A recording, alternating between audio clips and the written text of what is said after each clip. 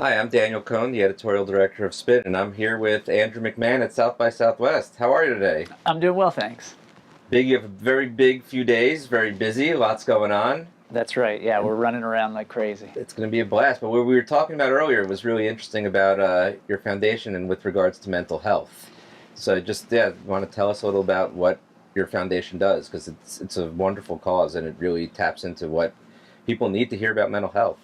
Yeah, so I'm a leukemia survivor. I was diagnosed when I was 22 years old. I obviously survived it. I'm 17 years a survivor now. What I found was sort of on the tail end of my recovery when I started kind of getting back into the world. I had my health back.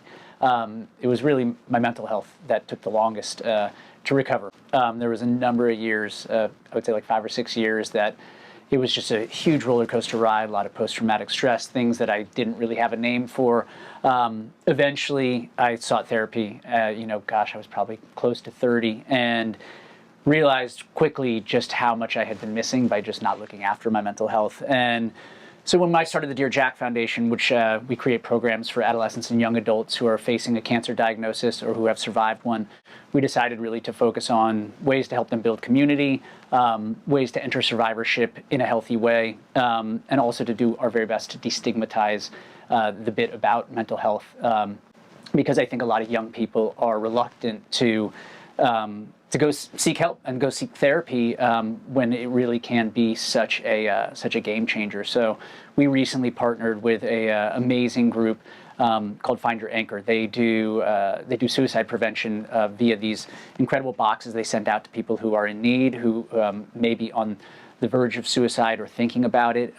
We partnered with them and curated a box that was really geared at young people who are just now facing their cancer, who are in a hard place during their survivorship.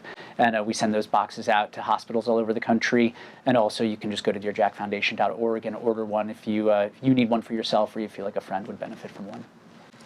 How have you found that therapy and like getting everything out there has helped your mental health? Because at 30 is the time it feels like when a lot of people, that's the sink or swim with regards to that some people, if either you decide you want to help and you want to improve and like address the stuff that's been on your mind, or you internalize it.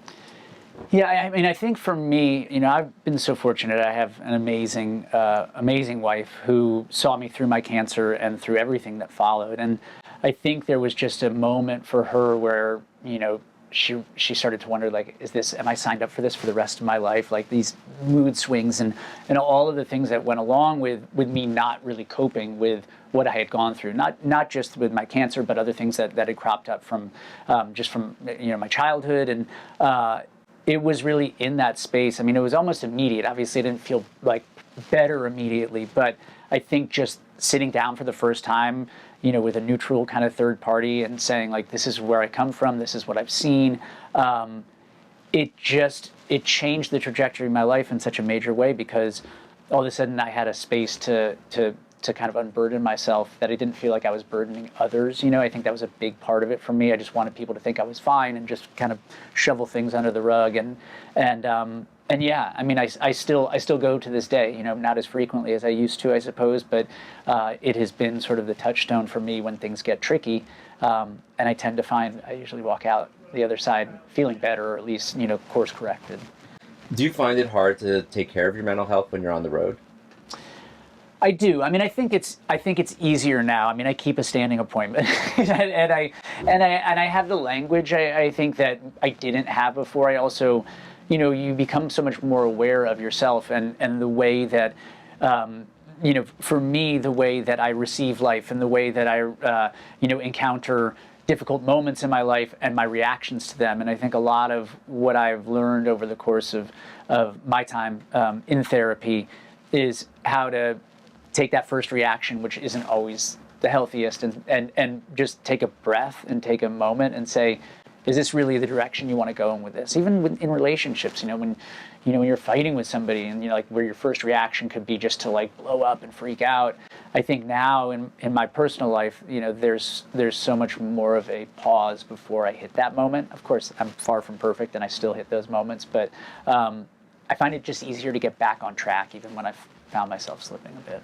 That's great, because being on the road is not can be your biggest enemy and nemesis, and when you're with your band, they're your family essentially. So it's great to hear that the standing appointment actually is really smart. I feel like that's what kind of feels like kind of an anchor to some degree. Like if something does happen, that you just get it done right away, and then you can start healing and addressing it, and then it doesn't linger and affect the rest of how you play and or how things are going on stage that night. Yeah, and that's, I mean, in my mind, I think, like with relationships, with band members, with crew members, you know, if you're not looking after yourself on a lot of levels, there's room for tension. And I think part of it is just about getting older too. But I really have tried as best I can in this version of my life, this like new chapter, to really address when there's tension, right? And if there's tension between people that you work with or people that you love,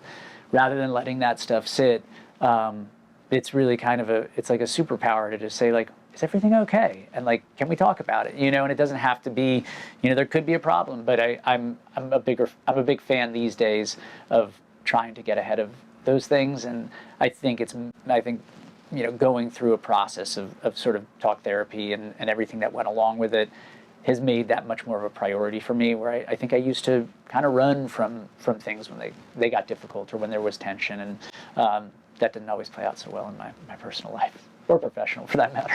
Well, thanks, Andrew, for coming by and sharing your story. I'm sure a lot of people are going to be affected by it, and it was great having you here. Yeah, well, I appreciate you guys having me. Thank you so much for opening up the conversation.